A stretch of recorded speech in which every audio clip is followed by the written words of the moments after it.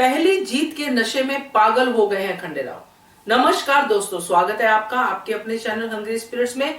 Hungry spirits देख रहे सारे दर्शकों का मैं अंजू शर्मा दिल से स्वागत करती हूँ। तो अहिल्या जो है उसको बहुत संयम है, उसमें बहुत पेशेंस है, और जब वो सीताबाई की सारी बातें सुनती है, पेशेंटली सुनती है और फिर कहती है कि नियमों का उल्लंघन कोई भी नहीं कर सकता है, खंडेराव भी नहीं, तो इसका मतलब ये नहीं है कि उसकी बातों से वो भड़क गई है। उसने पहले भी यही करना था। मगर खंडेराव क्या कर रहे हैं? खंडेराव खुद इन नियमों को भूल चुके हैं क्योंकि उन्होंने इतनी बड़ी जीत हासिल की है। चलिए चर्चा करते हैं, मगर पहले वही गुजारिश, जिन्होंने अभी तक चैनल को सब्सक्राइब नहीं किया है कर लीजिए। साथ में दोस्तों बेल आइकॉन दबाइएगा ताकि आपको हमारे वीडियोस के नोटिफिकेशन मिलते रहे।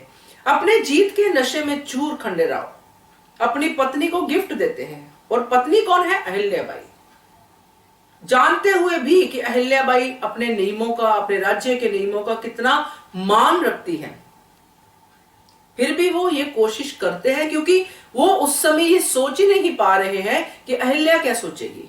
वो सिर्फ अपनी जीत में डूबे हुए हैं कि मैंने इतनी बड़ी मुहिम जो है जीती है। अच्छा है, बहुत अच्छा है, आपकी पीठ भी थपथपाई गई है, आपके ऊपर गर्व भी किया गया है, मगर आप अपने इस गर्व को, अपनी इस जीत को क्यों ऐसे उसमें तब्दील कर रहे हैं जिससे कि खुशी ना हो? अहिल्या खुश थी कि उसका पति जीता है, उसके पति ने इतनी बड़ी मुहिम जो है जीती है, और साथ में कहीं ना कहीं जो आर्थिक संकट मालवा पे है उसका भी निवारण होगा। मगर पति उस संपत्ति को अपनी संपत्ति कह रहा है और कहीं ना कहीं अपने आप को राजा से भी बड़ा समझ रहा है। इतना नशा जीत का कि हम नियम बदल भी सकते हैं। ये तो बहुत ही अजीब बात कह दी खंडेराव ने कि हम जब चाहे नियम बदल भी सकते हैं अपने हिसाब से, किसी और को इसका मतलब कोई अधिकार नहीं है। और जब वो ये बात कहता है कि बाबा साहिब ने भी ऐसी जीत हासिल नहीं की होगी, तो क्या सच में खंडेराव का मतलब ये है? क्या वो भूल गया कि अभी तक जितनी भी जीत हासिल की होगी बाबा साहिब ने, अब तक राज्य चल रहा है, राज्य में सब सुखी थे, खुश थे और अभी भी खुश हैं, तो ये सब राजा का ही तो है किया हुआ। तो आज युवराज बन के अगर आपने एक जीत हासिल कर ली है, तो क्या उस जीत की सारी संपत्ति पे आपका ही अधिकार है?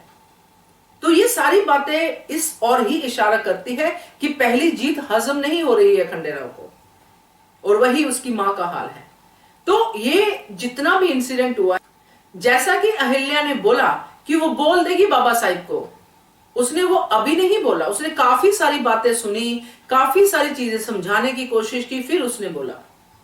मगर मुझे ये लगता है दोस्तों, जो इतना बड़ा कन्वर्सेशन हुआ है और जितना हमने पहले खंडेराव और अहिल्या की लड़ाइयों को देखा है, अल्टीमेटली गुस्से में खंडेराव बहुत कुछ बोल तो जाते हैं, मगर बाद में उनको पता चलता है कि अहिल्या की बात सही थी और फिर मान जाते हैं।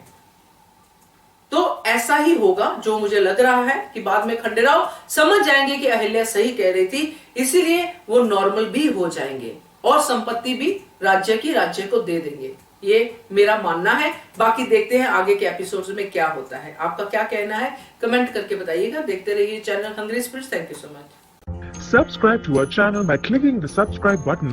Click the bell button and enjoy the latest uploads from our channel.